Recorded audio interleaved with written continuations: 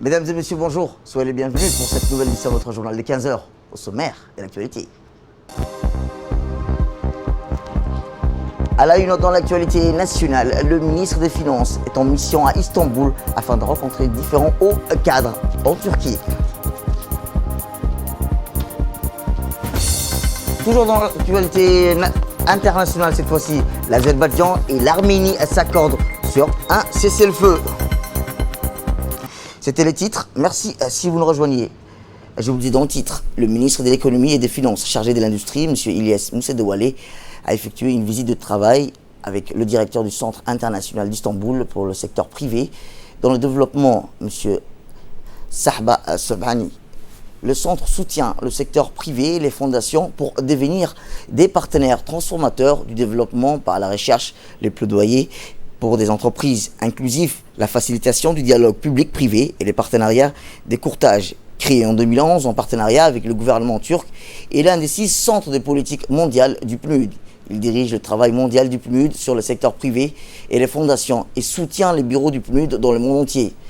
Pour rappel, Djibouti a fait appel à l'ISSPD pour une assistance technique afin de mettre au point des solutions pratiques qui aideront à améliorer les pratiques d'investissement d'impact à Djibouti et à stimuler le secteur pour qu'il atteigne son plein potentiel. Le thème d'investissement d'impact, inclusion financière à l'accès à l'entrepreneuriat ont été au centre des discussions. L'accès a également été mis sur les solutions financières novatrices pour aider les entreprises, les défis financiers et les opportunités dans le secteur porteur. Et la réunion s'est poursuivie avec une présentation de l'expert en PME, Kozbek, sur les missions de l'agence ainsi que les différents programmes de soutien destinés aux PME en Turquie, mais également les différents programmes de soutien des structures d'accompagnement à l'échelle internationale.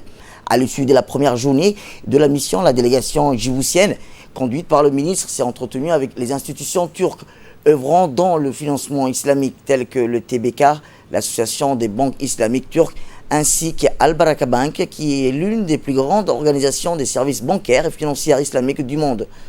Cette réunion a vu la participation d'une délégation composée de Mme Fatima Al-Cher, représentante résidente du PNUD, Mme Mariam Hamadou, directrice de l'économie, Ouba Ahmed Melo, directrice générale d'un centre clé, et Awad Ahmed Awad, directeur général du Fonds garantie partielle Djibouti, et Malik Garah, responsable de la supervision bancaire de la Banque centrale de Djibouti, et Mme Derra Mousseraghi, responsable du portefeuille des programmes au PNUD.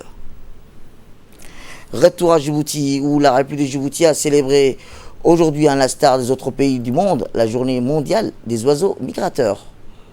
Au titre de cet événement, le ministère de l'Urbanisme, de l'Environnement et du Tourisme, en collaboration avec le ministère de l'Éducation nationale, de la formation professionnelle, a organisé une journée de sensibilisation et d'information sur les oiseaux migrateurs pour les élèves du collège d'enseignement moyen de Mirjouk. Cette journée a été présidée par le directeur de l'environnement, Hussein Rilash Roble, le principal du collège de Mirjouk, Mahdi Mahmoud Oudoub, et ainsi que l'inspecteur Hassan Ali Hadi, chef de service régional de l'éducation d'Arta. Pour cette nouvelle édition, le thème retenu est les oiseaux connectant notre monde. En effet, cette année, le thème, la dite journée, a été choisi pour sensibiliser que les oiseaux migrateurs dépendant d'un réseau de sites qui ne connaissent pas les frontières nationales le long de leur route des migrations pour se reproduire, se nourrir, se reposer et hiberner, une action nationale pour les protéger est essentielle. Par ailleurs, la journée mondiale des oiseaux migrateurs a été organisée pour la première fois, rappelons-le, en 2006, afin de promouvoir la conservation des oiseaux migrateurs, la lutte contre la publicité négative dont ils font l'objet dans le monde entier en raison des préoccupations liées à leur rôle de vecteur potentiel du virus de grippe aviaire hautement pathogène. Sous-type de H5N1, communément appelé grippe aviaire. La République de Djibouti est un couloir de migrateurs dédié aux oiseaux du détroit de Bab el-Mandeb, Rassian et au lac Abbé, jusqu'à l'aire protégée d'Aramous. La zone humide d'Aramous et le réserve naturelle de Douda sont déliés à des nidifications de repos et des refuges pour plus de 70 espèces d'oiseaux d'eau. Pour faire connaître l'importance de la conservation des espèces aviaires dans toute leur aire de répartition au large du public, il a été jugé important de célébrer la petite journée avec les élèves du collège d'enseignement moyen de Demirjouk. Et dans la page sport, pour clore l'actualité nationale sous l'égide du secrétariat d'État à la jeunesse au sport, la fédération djiboutienne de Tech Ball a organisé hier une cérémonie de remise des tables Tekbal pour les différents CDC de la capitale. Au stade Goulet, l'événement a vu le jour en présence du secrétaire général, de la secrétaire générale du secrétariat d'État à la jeunesse et au sport, Madame Khadija Ibrahim, du directeur du sport, Abdel Hassan, de la directrice du stade Goulet, Madame Fatouma Dabalé, de la directrice du CDC, Madame Ruqya Hassan. Créée nouvellement, c'est dans cette optique que le ministre a débloqué une somme d'environ 3 millions pour acheter des tables de Tekball à la Fédération internationale de Tekball. Donc aujourd'hui, nous sommes là à donner ces matériels à la Fédération djiboutienne de Tekball, qui par la suite remettra ces tables de Tekball aux différentes directions et des centres de développement communautaire au niveau de la capitale. Donc chaque centre de développement communautaire aura des tables de Tekball.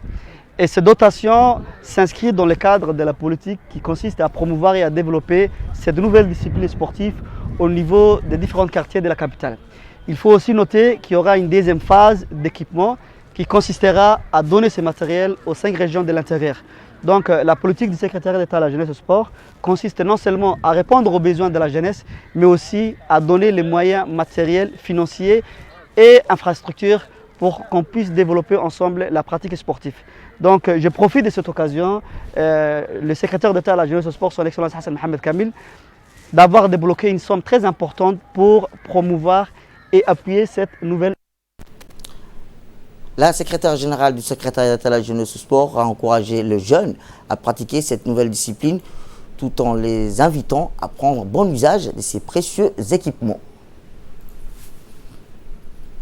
Et enfin, dans l'actualité internationale, en FMI, c'est une bouffée d'oxygène. Ces temps difficiles, le Fonds monétaire international a approuvé le versement d'une nouvelle aide d'urgence de 28 pays, dont 22 africains. L'argent reçu pourrait permettre à ces pays d'alléger leurs dettes pendant les 6 prochains mois ou d'aider au financement de la lutte contre les effets de la pandémie du Covid-19.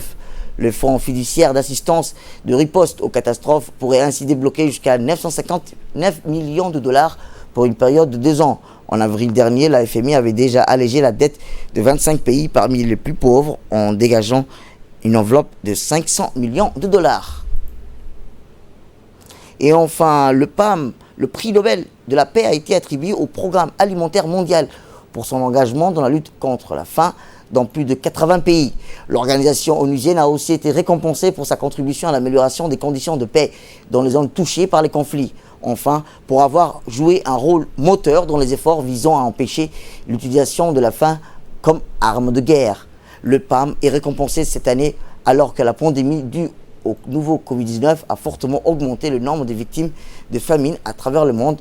Plus de, rappelons-le, 821 millions de personnes souffrent de faim chronique sur la planète. 135 millions d'autres connaissent la famine ou des carences alimentaires. C'est tout pour cette édition. Merci à vous de nous avoir suivis. Restez avec nous pour la suite de nos programmes télévisés.